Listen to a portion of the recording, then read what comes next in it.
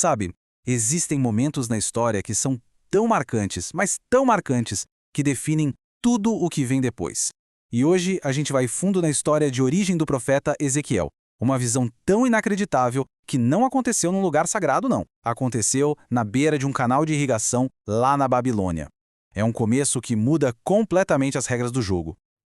Então, olha só que interessante. Assim como Moisés lá no Monte Sinai, ou o apóstolo Paulo naquela estrada para Damasco, a vida e a mensagem de Ezequiel foram moldadas por um único encontro com o divino. Um encontro avassalador. Essa visão não foi só o pontapé inicial do ministério dele, foi a fonte de onde tudo, absolutamente tudo, nasceu. Agora, o cenário aqui é fundamental. A gente não está em Jerusalém, não tem templo, não tem altar, nada disso. Ezequiel está no meio dos prisioneiros, exilado numa terra estranha. E é nesse lugar de total desolação, de desesperança, que algo extraordinário acontece. E essa frase, os céus se abriram, nossa, era um detalhe importantíssimo. Pensa comigo. As fontes mostram que Ezequiel é o único profeta do Antigo Testamento que teve essa experiência descrita dessa forma. Isso já sinaliza que a revelação que ele estava prestes a receber era de uma clareza sem igual. Era um acesso direto, sabe? Sem filtro nenhum à realidade celestial. Para a gente entender de verdade esse momento, a gente precisa quase que bancar o detetive. Vamos usar aquela abordagem clássica, começando com as perguntas quando e onde. E como a gente vai ver, a resposta para o quando é um quebra-cabeça histórico fascinante. O texto já começa com uma data bem específica, no 30º ano. Tá, mas 30º ano de quê, exatamente? Essa é uma pergunta que, olha, os estudiosos debatem há séculos, e as possíveis respostas dão pistas muito importantes sobre o que está acontecendo. Bom, existem algumas teorias principais em jogo. Alguns acham que se refere a um evento político, tipo as reformas do rei Josias, ou até a fundação do Império da Babilônia. Mas a explicação que parece fazer mais sentido é, na verdade, muito mais pessoal. E o ponto central é esse número, 30. A resposta mais provável para esse enigma do 30º ano está ligada diretamente à identidade do próprio profeta. E aqui a coisa fica genial. Aos 30 anos de idade, um sacerdote da linhagem de Ezequiel começaria o seu serviço sagrado no templo, lá em Jerusalém. A ironia aqui é profunda e até dolorosa. No exato ano em que ele deveria estar entrando no templo, ele está exilado na beira de um rio, recebendo uma missão divina para um tipo de serviço completamente diferente. Vamos só colocar isso na linha do tempo para a gente se situar. A visão acontece em 593 a.C., 5 anos depois da primeira grande deportação da elite de Jerusalém. E um ponto-chave, a destruição final da cidade e do templo ainda não aconteceu. A crise ainda está se desenrolando.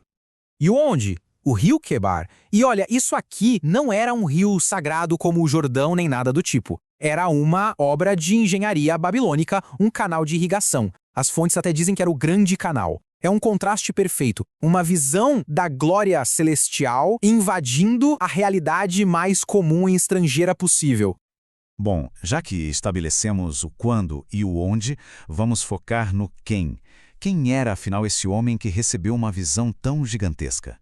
O nome dele, Ezequiel, já diz muito, Deus fortalece, um nome que se provaria profético com certeza. Ele vinha de uma família de sacerdotes, o que quer dizer que ele foi treinado desde pequeno nos rituais do templo, na lei e no conceito da santidade de Deus. Essa bagagem toda preparou ele de uma forma única para entender tanto a rebeldia do povo quanto a glória que ele estava prestes a ver. Então, como é que essa comunicação divina aconteceu exatamente? Não foi algo simples, não. O que as fontes descrevem é uma experiência com várias camadas. Um encontro de 4 partes que envolveu todos os sentidos de Ezequiel. Certo, vamos detalhar isso. Primeiro, a barreira entre o céu e a terra é removida. Segundo, ele recebe um conteúdo visual, as visões de Deus. Terceiro, vem a comunicação verbal, a palavra do Senhor. E por último, uma dimensão física, de poder, a mão do Senhor. É uma comunicação completa, de ponta a ponta.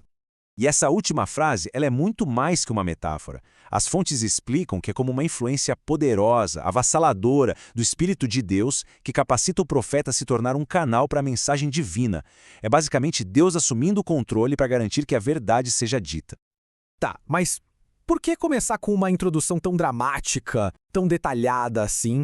Qual é o propósito disso tudo? A resposta está exatamente naquilo que o povo no exílio mais precisava ouvir. O clima no exílio estava cheio de mensagens que batiam de frente. Tinha falsos profetas prometendo uma volta rápida para casa, sabe? Alimentando uma esperança falsa. Mas Ezequiel, que estava alinhado com o profeta Jeremias, tinha uma mensagem bem mais dura. O exílio ia ser longo porque era o julgamento justo pela infidelidade da nação. E é aqui que a gente entende o ponto crucial. Essa visão da glória de Deus não foi só um espetáculo. Ela veio para estabelecer a autoridade de Ezequiel. Mostrou que o mesmo Deus, cuja glória era tão imensa, era o Deus que estava julgando o seu povo e, no fim das contas, o único que poderia oferecer uma esperança real de restauração. Essa história de origem nos deixa com um pensamento muito poderoso. É justamente no momento de maior escuridão, no lugar mais improvável, que a luz da revelação divina pode brilhar com mais força. A crise de Ezequiel se tornou o palco para a clareza.